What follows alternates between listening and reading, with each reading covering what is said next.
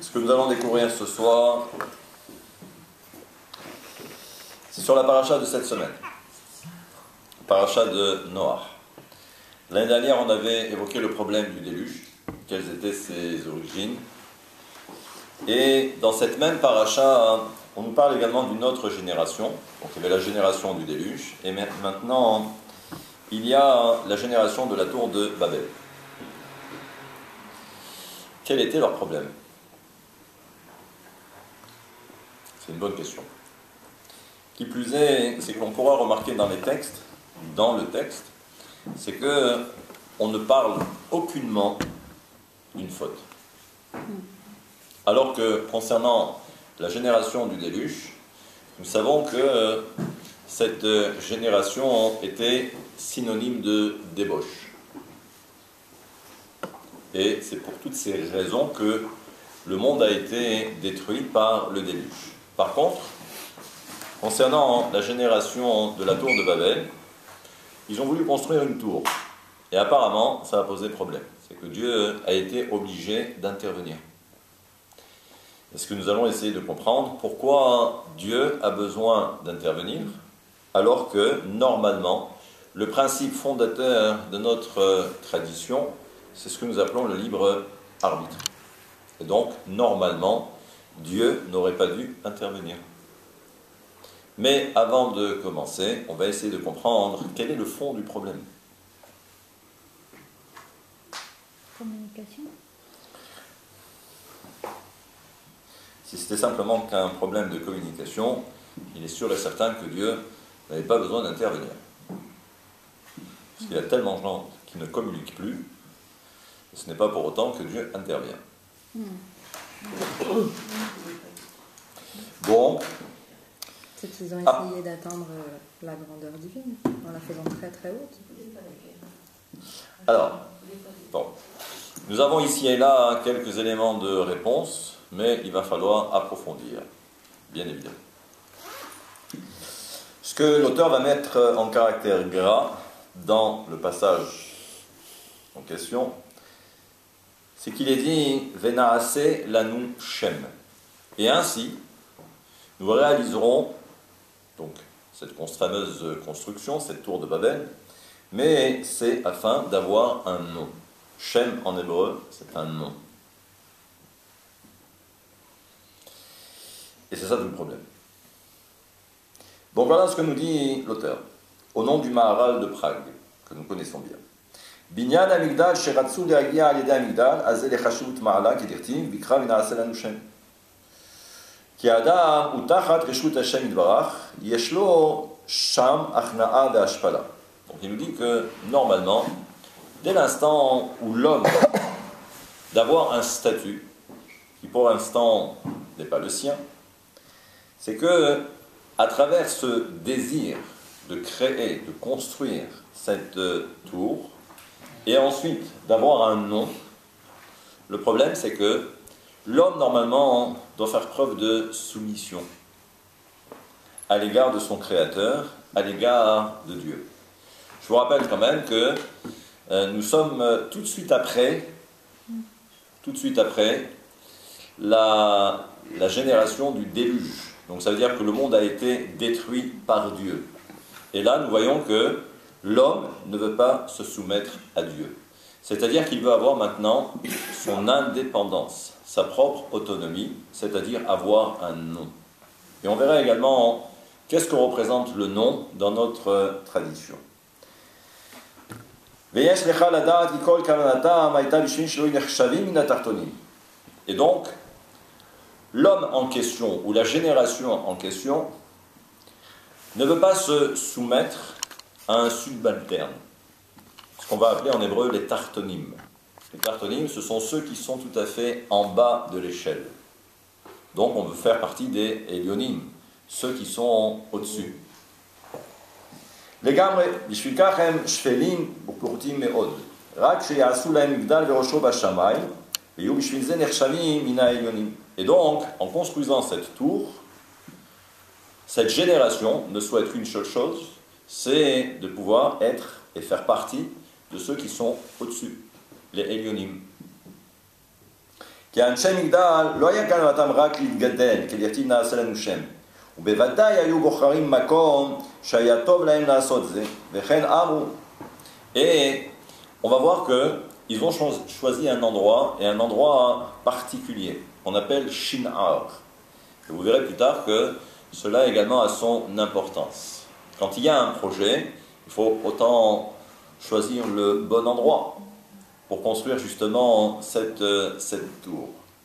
הרי גילה לנו המהר"ל שנקודת החטא של דור הפלגה היא מה שכתוב בפסוק עצמו ונעשה לנו שם. Apparemment, donc on voit bien que dans le texte, on ne parle aucunement de la notion de faute. Simplement, nos sages, dans le Talmud, nous diront que tout le problème, ou toute la problématique, c'est parce qu'ils ont voulu avoir un nom. Se dissocier par rapport à ce qui était prévu, par rapport au programme divin. אנשי הדור לא רצו להשפיל עצמם ולהיכנע לכוח אחר, הם לא רצו להצטרף לתכלית הבריאה שנבראתה לכבודו. C'est-à-dire qu'à un moment donné, cette génération ne souhaite pas participer au programme divin. Nous savons que si l'homme a été créé, c'est justement pour qu'il puisse, entre guillemets, révérer Dieu et servir Dieu. Le seul problème, c'est que eux, ça ne les intéressait pas du tout. Et la question est de savoir, mais pourquoi ?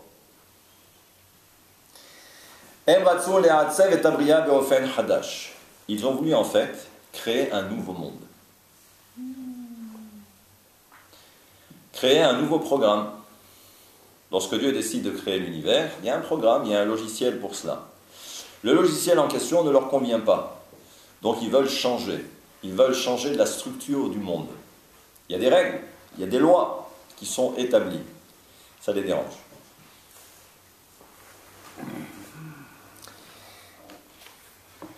Et là, on vient bien comprendre, on comprend que s'il y a des lois, s'il y a des règles, c'est que forcément ces règles correspondent à ce qu'on appelle en hébreu un shefa. L'abondance provient toujours d'en haut.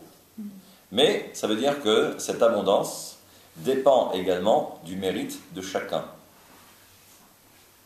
Mais là aussi, c'est justement par rapport à cette proximité que nous avons avec Dieu. Et chacun en fonction de son niveau. Donc, plus je suis méritant, et plus normalement je suis censé recevoir. Et plus je reçois la lumière de Dieu. La génération de cette tour de Babel, c'est quelque chose qu'elle ne souhaite pas. Et on va voir pourquoi et comment.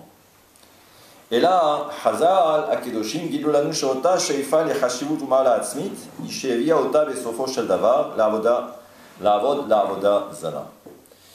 Et vous allez comprendre aussi que cette volonté de s'éloigner de Dieu les a conduits par la suite à commettre un des 3 crimes capitaux de notre tradition, c'est ce qu'on appelle l'idolâtrie. Quand je cherche un autre Dieu, eh bien il faut trouver un Dieu qui soit complaisant. C'est ça l'histoire de l'Avoda Zara, de l'idolâtrie. Parce que d'après justement ce principe même de l'idolâtrie, l'homme n'a pas besoin de se soumettre au bon vouloir de Dieu. C'est-à-dire que je reste quand même autonome. Comme a dit le Maharal de Prague.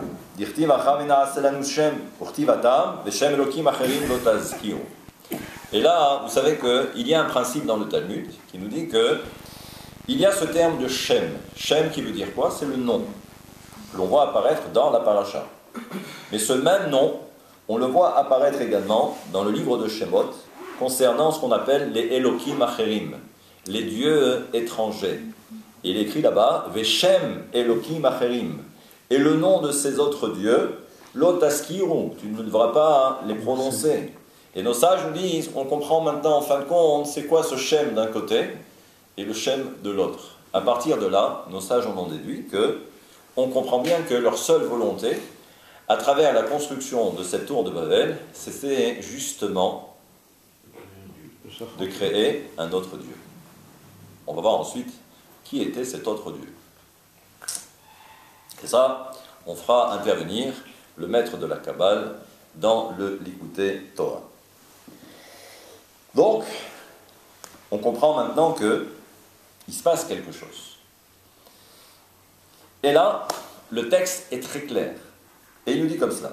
Nishela she'ela magaram leoto dor lachato bechet chamur kaze shel merida b'Hashem kivyachol. Comment est-ce possible pour cette génération de vouloir se rebeller contre Dieu, le créateur du monde? Ils n'ont pas souvenir de la destruction du déluge, le monde qui a été détruit par le déluge. Ils ont déjà un petit peu oublié tout cela. Et là, on a du mal à comprendre. C'est combien d'années après le déluge? C'est pas mal. 200 ou 300 ans. Mais quand même, je sais pas, ça a quand même défrayé la chronique. D'accord? Les journalistes de l'époque ont relaté l'événement et je pense que c'est resté dans les annales. Donc on ne peut pas oublier une chose pareille. Le monde a été détruit. Donc personne ne peut oublier de père en fils. D'accord?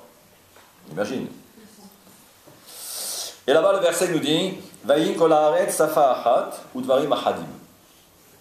Ça veut dire quoi? La Torah précise et nous dit toute la terre avait une même langue et des paroles semblables. Bon. Qu'est-ce que ça nous apporte de plus? De savoir qu'ils parlaient la même langue et un langage semblable, ou des paroles semblables. Donc depuis, ils ne parlaient plus le même langue. Ça, on ne sait pas ce que ça veut dire. Et qu'est-ce que ça rajoute à l'histoire? Eh bien, regardez ce que nous dit Rashi. Safa achat. Ils parlaient une seule langue, ou la même langue. Rashi sur place nous dit que c'était Lashon HaKodesh, c'était l'hébreu. Udvarim achadim al yehudo shel olam. Et ça veut dire quoi, achadim? Normalement, la traduction est inexacte, puisqu'il y a écrit achadim, ça veut dire semblable. D'accord? C'est la traduction. Mais ici, achadim, ça veut dire yechido shel olam. On ne parlait que d'une seule chose, de l'unicité du monde. Quand je dis l'unicité du monde, c'est Dieu. On ne parlait que d'une seule chose, c'était Dieu. Donc, si on comprend, il parlait l'hébreu et il connaissait l'existence de Dieu. D'accord? Shuto shel mikra melavenu she'etzem ha'yediah she'ayta lehem b'lashon hakodesh yishevia otam idvarim achadim. Et ce que les Chachamim diront plus tard, en se basant sur le commentaire de Rashi, c'est-à-dire que c'est justement parce qu'ils parlaient l'hébreu qu'ils sont arrivés à la connaissance de l'unicité de Dieu.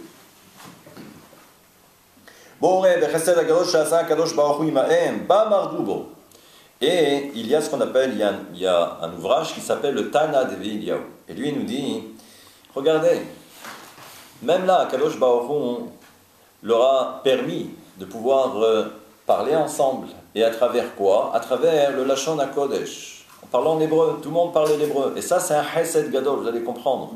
Que ça également, ça fait partie de la bonté de Dieu. De leur avoir accordé justement cette langue, qui est sainte, Kodesh. Il dit, c'est justement par rapport à cela qu'ils se sont rebellés contre Dieu. Vous allez comprendre. Lashon HaKodesh ayat tova vechesed gadol lahem. Biur hadava udilkaman. Sefat haYehudim zachta letoar hanichbad Lashon HaKodesh. Mishum sheshafa zo ena bituy shereruti aniten lechafatzim mesuyamim. Et là, regardez bien, parce que c'est très important. Quelle est la différence entre le Lashon HaKodesh, l'hébreu, et les autres langues? Quelle est la différence? Une table, c'est une table. L'hébreu, elle rapproche de Dieu. Alors on va dire que peut-être la table elle rapproche de Dieu. Il va falloir expliciter. C'est vrai, mais il va falloir approfondir et expliciter davantage. Mais c'est vrai que c'est cela. C'est de l'angle que le monde a été créé. Alors le monde a été créé par le Lashon HaKodesh, parce qu'on a vu la Torah, et par rapport à la Torah, Dieu a créé l'univers, Dieu a créé le monde. Très bien. Mais il va falloir expliquer aussi pourquoi. Et là, ce que nous dit l'auteur, c'est très simple. C'est que l'hébreu, le Lashon HaKodesh, c'est pas simplement une langue où on s'est mis d'accord pour définir que tel objet, à partir de maintenant, s'appellera comme cela. D'accord? C'est une convention. D'accord? C'est une convention. Tout le monde va appeler ça maintenant une table parce que c'est une table. D'accord? Le Lashon HaKodesh, c'est être capable, quelle est la racine et la source de chaque créature de Dieu. Et ça veut dire que dans la Torah, lorsque l'on donne un nom, en réalité, c'est l'essence même de la chose que l'on définit. Et non pas l'objet, comme s'il s'agissait que d'une convention entre hommes. Donc ça veut dire que la portée du Lashon HaKodesh, c'est être capable de comprendre l'essence de chaque chose.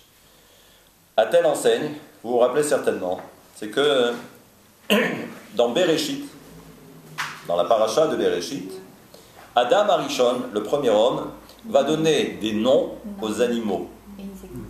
Et maintenant, ce que nos sages vont également expliciter, c'est que Adam Arishon avait une telle connaissance que lorsqu'il a donné un nom à chaque animal, ça veut dire qu'il savait quelle était l'essence de chaque animal. Et c'est en raison de laquelle il a donné le nom. Et non pas parce que c'était une convention. On va appeler ça une girafe. Allez, à partir de maintenant, on appelle ça tous une girafe. Non. Adam Arishon savait exactement quelle était l'origine de chaque créature. Et par rapport au nom. De là, on peut déjà en déduire que le nom, c'est être capable de connaître l'essence de chaque chose. D'ailleurs, c'est pourquoi, même au niveau de chacun d'entre nous, on a un nom. Il faut savoir que d'après la mystique, ce nom n'est pas quelque chose de tout à fait arbitraire. J'ai eu l'occasion de le dire à plusieurs reprises, c'est que lorsque les parents ont un enfant et donnent un nom à leur enfant, les parents ont comme l'impression que c'est eux qu'on choisit. En réalité, ce n'est pas eux qui choisissent, c'est Dieu qui met dans la bouche des parents le prénom. Parce que le prénom, c'est l'essence même de l'enfant, au niveau de sa neshama, au niveau de son âme. Donc c'est pourquoi, j'allais dire, il faut toujours faire très attention. Mais par rapport à ce que je viens de dire ultérieurement, ça ne peut rien dire. Parce que ce n'est pas nous qui choisissons. D'accord? Lorsque les parents appellent leur fils Steven, je ne sais pas pourquoi Steven, parce que j'avais quelqu'un dans le monde tout à l'heure, Steven. Bon.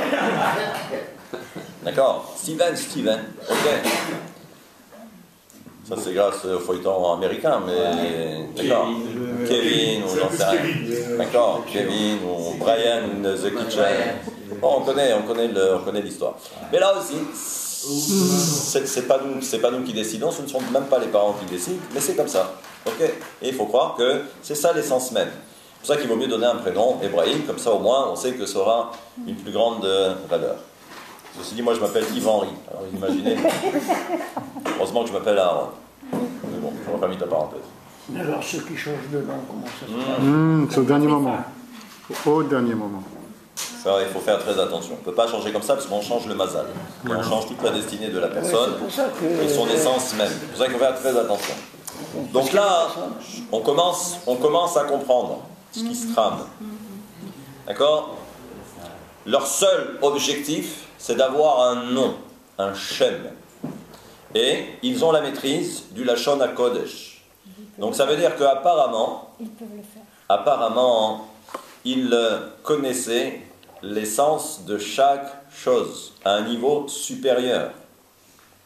Là, on commence un petit peu à comprendre que ce n'est pas une simple affaire, une simple histoire.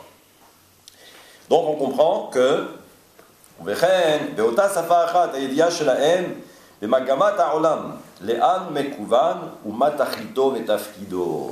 et lorsqu'on nous dit que Safa Ahad, donc il parlait la même langue, d'accord, il tenait exactement le même discours. L'auteur va beaucoup plus loin et il nous dit que cette connaissance, c'est ce qui leur a permis de comprendre quelle était la finalité du monde, et ils savaient également quelle était la fonction de chaque créature dans ce monde. Donc ça veut dire que, on comprend, il y a une finalité, il y a un objectif, et ça veut dire que chaque créature participe justement de cet objectif final. Donc ils avaient cette connaissance, cette maîtrise.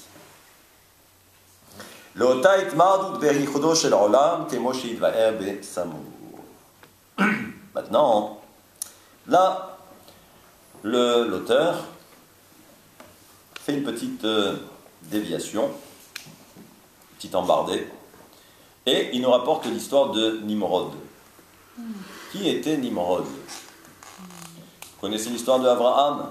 Bien évidemment, parce qu'on va le découvrir la semaine prochaine, pas ce Shabbat, mais dans la paracha de Lech Lecha. Nimrod, c'est celui qui a voulu jeter Abraham dans la fournaise. D'accord?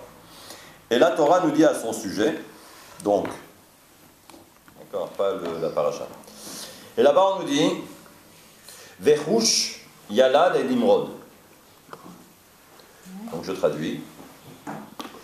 Cush engendra aussi Nimrod, celui qui, le premier, fut puissant sur la terre. Je ne sais pas ce que ça veut dire être puissant sur la terre. Il fut un puissant ravisseur devant l'Éternel. C'est pourquoi on dit, tel que Nimrod, un puissant ravisseur, même ravisseur, c'est pas le terme, devant l'Éternel. Qui est ce Nimrod? Apparemment qui était très puissant. Eh bien là, regardez Rashi. L'Ifne Hashem. Donc il était devant Dieu. C'est-à-dire que vraiment il était là, il était présent, il était puissant. Gibor, il y a écrit Gibor, Gibor puissant. Mais kaven la knidosh al panam, al ken yomar al kol adam, marshia be'azut panim, yodea ribono, omid gaven imrod bo. Yomar ze ken imrod gibor tsaïd. Et là, Rachid nous dit qu'il y a un principe. Yodea ribono. Il y a celui qui connaît son créateur et qui se révolte contre lui. Il dit c'est Nimrod. הגדר של יודע ריבונו מכוון למרוד בו הוא שידיעת ריבונו היא גופה הסיבה להתעצמות המרידה. Et il dit, c'est ça justement le problème. C'est qu'il avait une connaissance parfaite de Dieu. Et c'est pour cette raison qu'il décide de se révolter contre Dieu. Ki ka'asher adam nimtza bematzav shel lifnei ribono. Parce que lorsque quelqu'un se trouve maintenant devant son Créateur, et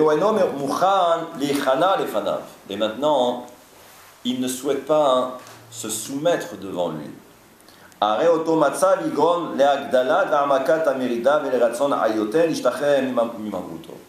Et il dit, c'est justement par rapport à cela.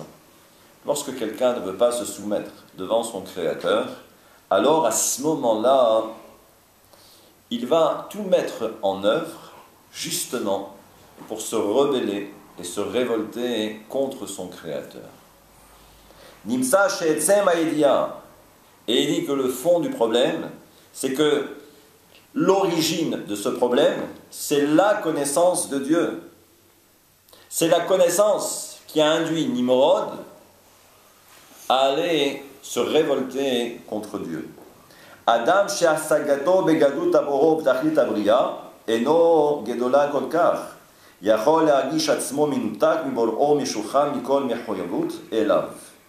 donc, on comprend ici que quoi? Que ce fameux Nimrod, ce n'était pas non plus n'importe qui. C'est quelqu'un qui avait une connaissance parfaite de Dieu. Mais à un moment donné, c'est justement cette connaissance qui a induit Nimrod à commettre cette erreur.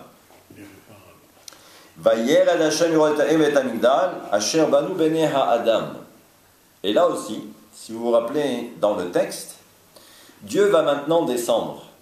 C'est-à-dire que les hommes sont affairés pour construire la tour, et Dieu maintenant décide de descendre voir qu'est-ce qui se passe. Et là-bas on nous dit, la tour qu'ont construit les enfants de Adam.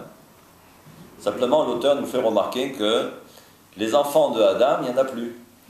Parce que maintenant, on les appelle les Bnei Noach. Ceux qui arrivent après, parce que ceux du déluge, c'est fini, il n'y en a plus. Donc maintenant, ce sont les Bnei Noach. Pourquoi on appelle ça les Bnei Adam? Bnei Adam Arishon Shekafa et Atova, Ve'amar Aisha She'anatata Imadi. Et là aussi, pourquoi le texte nous dit les Bnei Adam, comme si c'était les enfants de Adam? On fait référence à quoi? On fait allusion à quoi ici? Très simple. C'est que, en fait, lorsque Adam faute, d'accord? Dieu va lui dire, mais Adam Arishon, qu'est-ce qui t'arrive?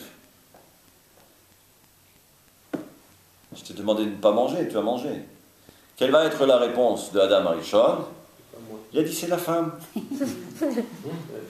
C'est celle que tu m'as donnée, qui est avec moi. Il m'a dit. C'est pas un natatali, là aussi il y a tout un pirouge là-dessus, il y a toute une explication. Il n'y a pas écrit natatali que tu m'as donné. Non, que tu m'as. Il m'a dit, ça veut dire avec moi. Elle est avec moi. Et nos sages nous disent que là-bas, c'est justement ça le problème. C'est-à-dire que Dieu a tout fait pour l'homme. D'accord?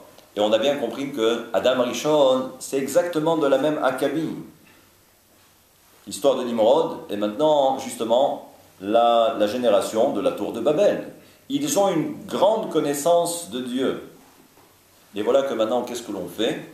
Parce que je possède cette connaissance, que maintenant, je suis en droit de dire que je vais me rebeller contre Dieu. Et ça, c'est l'ego qui, justement, prend le dessus. C'est un des cours que nous avons fait il y a la semaine dernière, le Shabbat dernier, je crois, où je dis que c'est ça, en fin de compte, le problème. Le problème de l'homme, et on va voir que tous les problèmes de l'homme proviennent, justement, de ce refus d'accepter la volonté divine. C'est-à-dire que je veux être autonome. Il y a Dieu, c'est une chose, ok, mais je veux avoir ma propre autonomie. Je ne veux pas dépendre de qui que ce soit. Je veux être autonome. Mais le seul problème, c'est que si l'homme a été créé, c'est pour servir son créateur. C'est pour ça que nous récitons plusieurs fois dans la prière, à travers le Shema Israël, Hashem Elokeinu Hashem Echad, Baruch Shem Kevod, Malchuto, sa royauté, Leolam Vaed. Quand on parle de royauté, ça veut dire qu'il y a un roi, et ça veut dire qu'il y a des sujets. Et normalement, un sujet, c'est celui qui doit respecter la volonté du maître ou du roi. S'il ne se soumet pas, alors cela implique qu'il est en pleine rébellion. Donc ça veut dire qu'il y a quelque chose qui ne va pas. Et c'est ça en fin de compte, le problème de l'homme. Je vous donne un exemple simple. C'est que là on va parler de la paracha de Noach. Donc on va dire que bon, c'est à des années-lumière. Aujourd'hui nous sommes en 2018. Le problème est le même. Le problème reste le même. Vous allez comprendre pourquoi. C'est que à un moment donné, l'homme est toujours confronté à ce genre de situation où, d'un côté, il y a la volonté de Dieu, que je suis censé normalement respecter et mettre en application, mais il y a également mes propres désirs, que j'aimerais bien assouvir de temps à autre. Le fait d'essayer d'assouvir autant que faire se peut, eh bien, tous ces désirs, ou tous mes désirs, eh bien, ça veut dire qu'en fin de compte, c'est comme si c'était une révolte de l'homme par rapport à son Créateur, par rapport à Dieu. Et on va voir que c'est cela, le fond du problème. Et ça veut dire que tant que l'homme n'est pas capable de se maîtriser, alors à ce moment-là, l'homme ne pourra pas recevoir cette lumière de Dieu, cet éclairage de Dieu. Et je referme vite la parenthèse, bien que nécessaire. Et là, donc on continue, il nous dit Maya davar shegaram loto dor limrod b'Hashem ach advarim adaim tmoim share mashmaut advarim venaasa imo milchama. Et là aussi, tu veux avoir un nom, c'est une chose. Tu veux construire une tour, c'est très bien. Tu veux te faire connaître, c'est bien, ok. Mais il y a écrit venaasa imo milchama. Mais nous allons faire également la guerre contre Dieu. Là, on a du mal à croire. On a du mal à croire. Parce que, comme je l'ai dit il y a quelques instants, apparemment, ce sont des gens qui possède une certaine connaissance de Dieu et une connaissance approfondie de Dieu. Donc, savent pertinemment qu'on ne peut pas faire la guerre contre Dieu. C'est impossible. Donc c'est quoi cette guerre? C'est quoi cette guerre? Et là, il y a ce qu'on appelle un sefer qui s'appelle le sefer Ayesha. ויבנו להם עיר גדולה ומגדל, בתוכה גבוה וחזק מאוד מאוד. Et là, donc l'auteur continue, et il nous dit là aussi, c'est quelque chose d'assez stupéfiant, parce que construire une grande tour, quelle était la hauteur de la tour? Vous avez une idée? Déjà pour l'époque. Ça touchait presque le ciel. Non, elle ne touchait pas encore le ciel. Non, elle ne faisait pas autant. Elle ne faisait pas autant. Mais ce que nous dit l'auteur, c'est que à un moment donné, lorsque l'on a fini de préparer les briques, d'accord? Bon, maintenant, vous imaginez bien que pour l'époque, il fallait que la base, que les fondations soient assez grandes, d'accord? Soient assez grandes. Et plus on monte, évidemment. On dit, mais déjà, rien que pour construire les briques, d'accord? Ça prend un certain temps. Maintenant, il dit, mais pour monter maintenant les briques jusqu'au sommet, ça leur prenait combien de temps? C'est-à-dire que du début, où ils ont commencé à construire et à fabriquer les briques, d'accord, ça a pris quelques mois, j'en sais rien, peu importe. Mais ensuite, pour arriver jusqu'au sommet et pour ensuite continuer, mais ça veut dire que chaque fois c'était une expédition, donc ça prenait un temps infini, d'accord? Déjà, il dit, ça, on a du mal à comprendre. Ok. Maintenant, il dit, mais tu vas avoir un nom, c'est très bien. Ok, on comprend, c'est légitime. Chacun va avoir un nom, il va être reconnu ou connu. Ensuite, faire la guerre contre Dieu. Mais est-ce que j'ai besoin de cette tour? Parce qu'ils ne sont pas bêtes, ils savent très bien que ce n'est pas en construisant cette tour qu'ils vont faire la guerre contre Dieu, surtout que Dieu, il est partout. Il est partout, Dieu.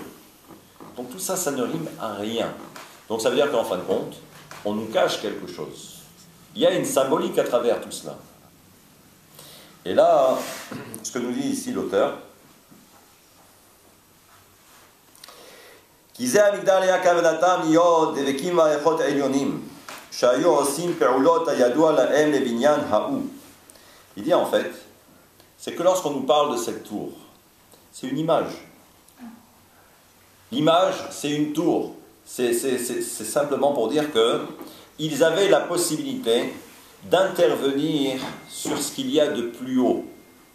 C'est-à-dire que le monde est géré par qui? Il est géré par Dieu. Dieu, comme on va le découvrir dans quelques instants, a également créé des anges. Et nous savons que la fonction des anges, c'est d'intervenir également ici-bas. C'est pourquoi le Talmud nous dira que pour chaque arbre ici-bas, il y a un ange. Il y a un ange qui est là pour dire à chaque arbre, tu dois pousser ou tu dois arrêter. À quel moment tu dois donner des fruits et à quel moment tu dois t'arrêter. Donc ça veut dire que à un niveau supérieur, eh bien, nous savons que le monde est régi par des forces célestes. Ça veut dire que leur désir, c'était justement d'intervenir directement sur ces forces célestes qui sont là pour diriger le monde. Et là, on comprend cet enseignement qui est maintenant tiré du Ari Akadosh, le maître de la Kabbalah. Jusqu'à maintenant, on va dire que c'était simple. Bon, c'est quelque chose qui était accessible, facilement. Compréhensible.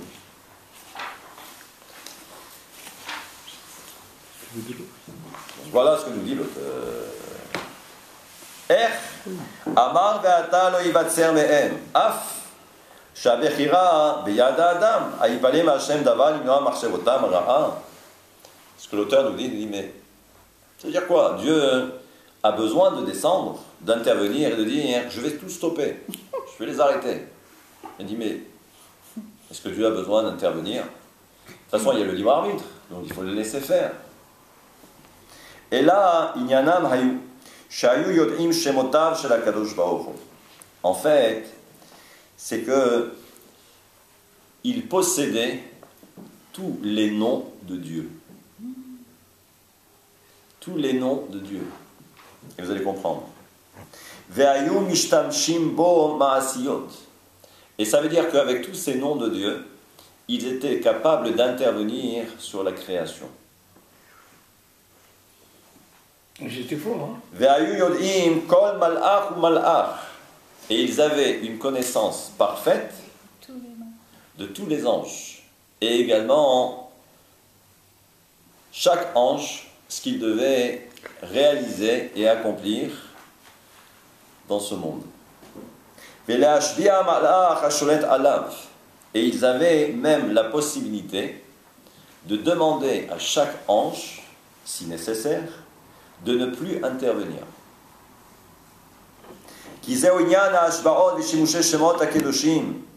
שנדע כל שימושם להשביע התחתון בשם העליון, המשפיע המושל עליו. Et donc, si ce monde terrestre dépend justement de ses forces célestes, mais celui qui a la maîtrise de toutes ces forces célestes est capable également d'intervenir ici-bas. לא תעלה בידו כלל שום דבר, ואילו היו יודעים כל זה. וזה שאמר בפרשת בראשית, אז אוכל, כי בימי אנוש אוכל, והדין נקרוא בשם השם, שהיו יודעים שימוש שמותיו יתברך. Quand je dis les noms de Dieu, ce ne sont pas les noms de Dieu que nous connaissons, le tétragramme, le Elohim, le Shaddai, et ainsi de suite, d'accord?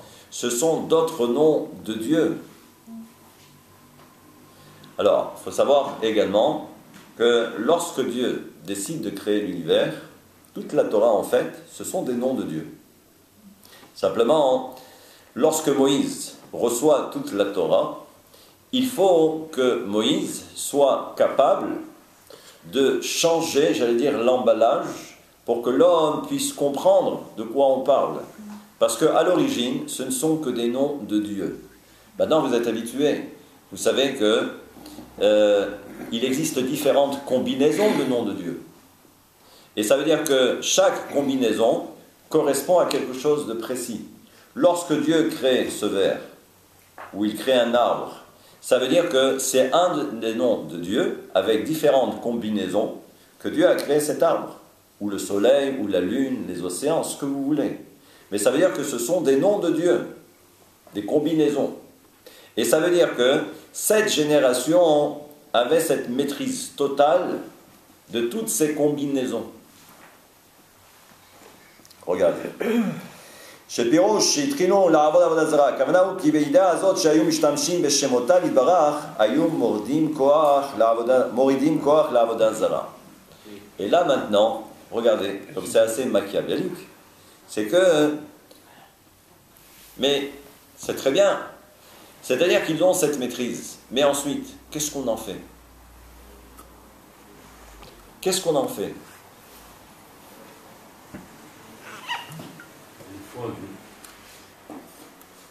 Alors, comme vous le savez, c'est que il y a dans ce monde deux forces. D'accord? Il y a le bien et il y a le mal. Vision manichéenne du monde, bien et mal.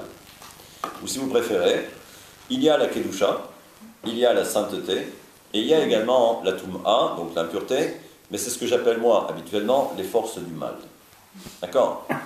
Lorsque l'on fait référence à la Avodah Zara, lorsque l'on fait référence au culte idolâtre, donc ça veut dire qu'on a recours à quoi?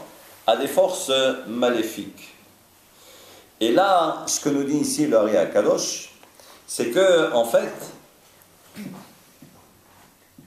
et là aussi c'est un principe qu'on a déjà abordé plus d'une fois, c'est que les forces du mal ont besoin, pour vivre ou pour exister, de recevoir leur nourriture, justement, de la Kedusha, des forces du bien. C'est pour ça que chaque fois qu'il y a un endroit où il y a la Kedusha, forcément autour, les forces du mal sont présentes. Elles essayent de récupérer ce qu'elles peuvent récupérer.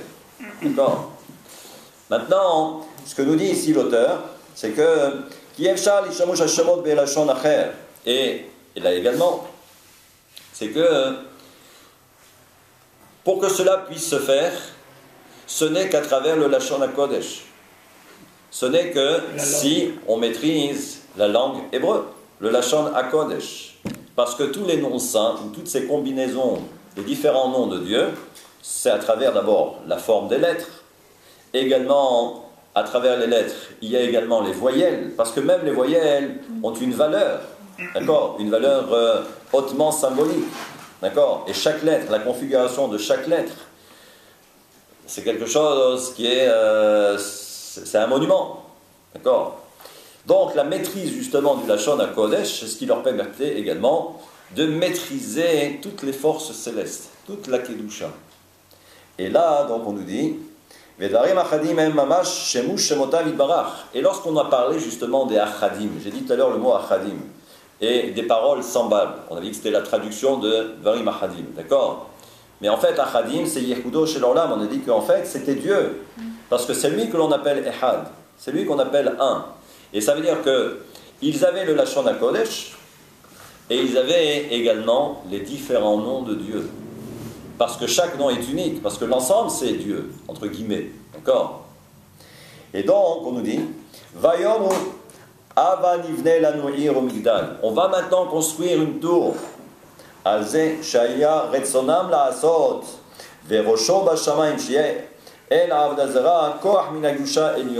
Et donc leur but c'était quoi?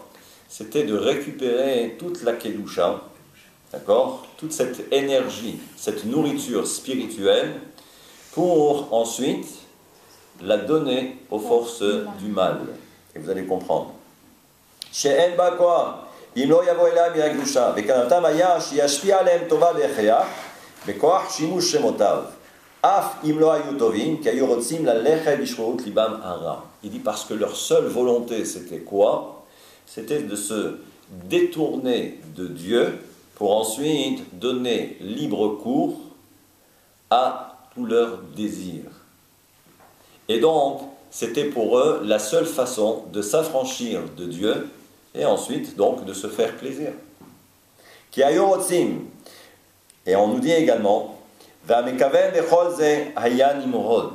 et celui qui était également le premier à être au courant de cela, c'était le fameux Nimrod, qui ou Rosh Bedor Apalaga, parce que c'était justement lui, la tête de toute cette génération. Et il était chacham, il était sage, donc il avait toute la connaissance. Et il savait comment, eh bien, jongler avec toutes les combinaisons divines. Et on nous dit que quoi? Il y a également le fameux Nebuchadnezzar. Vous avez entendu parler de Nabuchodonosor. Qui était Nabuchodonosor? C'est celui qui a détruit le premier temple. Eh bien, ce que nous dit le Hari HaKadosh, c'est que Nebuchadnezzar, c'était justement la réincarnation de Nimrod.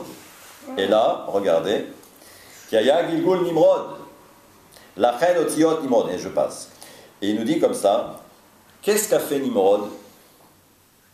Eh bien, lui aussi, Nimrod, il a pris, du moins, il a fait ériger une grande statue. Vous connaissez pas cette histoire? Une grande statue. Et à l'époque de Nebuchadnezzar, qui y avait? Il y avait Aïta Kavana Beatzma Be'erumigda Nimrod. Il voulait faire exactement la même chose, mais là c'était plus une tour, mais c'était une idole. Bekoach Shemot Akedoshim Lakach Hatzitz Shel Kohen Gadol. Lorsqu'il y a eu la destruction du premier Beth Amikdash, qu'est-ce qu'a fait Nebuchadnezzar?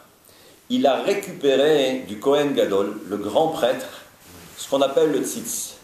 Le tzitz, c'est ce qu'avait ici le Kohen Gadol. Sur le front. D'accord? Et là-bas, il y avait écrit l'Hachem pour Dieu. Mais là aussi, la particularité, c'est que il a placé ce tzitz dans la bouche de la statue. Et maintenant, qu'est-ce que faisait la statue? Elle parlait. Et ça veut dire que, à cette époque, tout le monde croyait que la statue, en fait, elle parle. D'accord? Donc, ce n'était pas simplement de l'argile, mais elle parlait. Presque. Et là-bas, si vous vous rappelez, qui a vécu à l'époque de Nebuchadnezzar? Si vous vous rappelez, il y avait un prophète.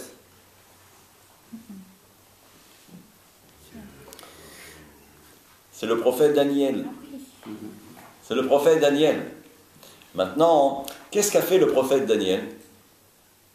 Il a dit à Nebuchadnezzar, parce qu'il avait compris, d'accord, il avait compris la ruse. Il a dit, je voudrais avoir une échelle, comme ça je veux embrasser justement la bouche de la statue. Et là on nous dit qu'à ce moment-là, quand Daniel est arrivé, à ce moment-là il a embrassé la bouche de la statue, et en fait c'était pour récupérer ce qu'il y avait à l'intérieur. C'était le fameux tzitz, les nasheko, vikshenashko, otzio mipiv, ou miyad sheotzio mipiv, miyad nafal.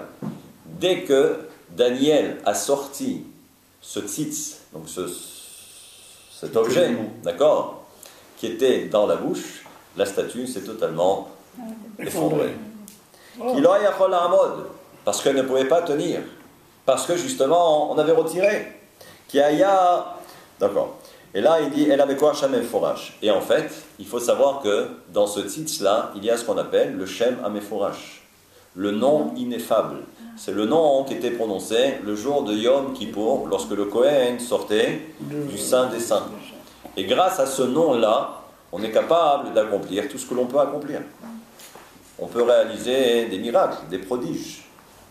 Et là, on voit que, et ça paraît assez surprenant, parce qu'on se dit, mais ça donc, c'est pas à mettre entre les mains de n'importe qui. Parce que si quelqu'un a cette maîtrise, s'il sait exactement quel est l'ange qui correspond à chaque chose, tout en sachant, je vous fais une petite parenthèse, il y a un sefer qui s'appelle Malach Raziel. L'ange Raziel, c'est tout un livre, où justement là-bas, il parle de tous ces anges. Mais il faut savoir qu'il y a des changements. D'accord? Pour chaque période, il y a des changements. Donc il faut connaître également les changements. Par exemple, vous pouvez arrêter le soleil. C'est ce qu'a fait d'ailleurs Joshua.